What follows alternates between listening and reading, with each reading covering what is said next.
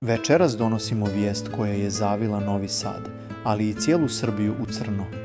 Vijest koja se teško izgovara, vijest koja para srce.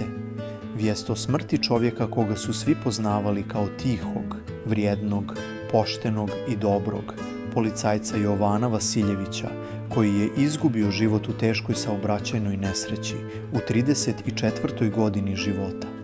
Nesreća se dogodila sinoć, nešto prije 19 časova i 30 minuta, u blizini Novosadskog aerodroma, iako je bio van dužnosti.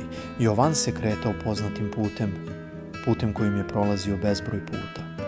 Ali, te večeri, sudbina je odlučila drugačije. Ekipa hitne pomoći stigla je po prvom prioritetu.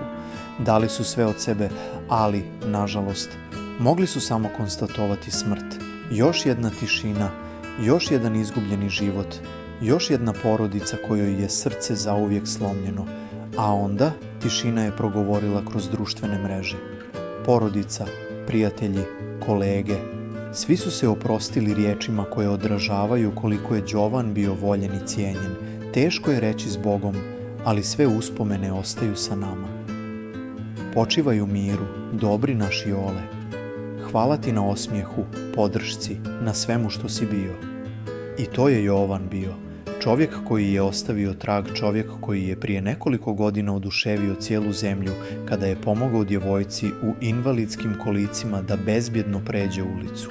Ne samo da ju je preveo, nego je organizovao i humanitarnu akciju za njeno liječenje. To je bio njegov karakter, njegov pečat, njegova tiha dobra djela koja su govorila više od riječi.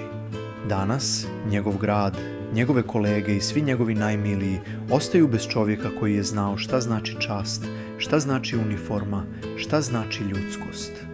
A svaka izgovorena riječ danas nosi težinu, jer govori o nekome ko više nije tu. Porodica je izgubila sina, prijatelji su izgubili brata, Srbija je izgubila policajca koji je svoj posao radio časno i sa srcem. I dok se Novi Sad sprema da isprati Jovana na njegov posljednji put, ostaje pitanje zašto najbolji odlaze prerano i zašto se sudbina tako surovo igra sa ljudskim životima.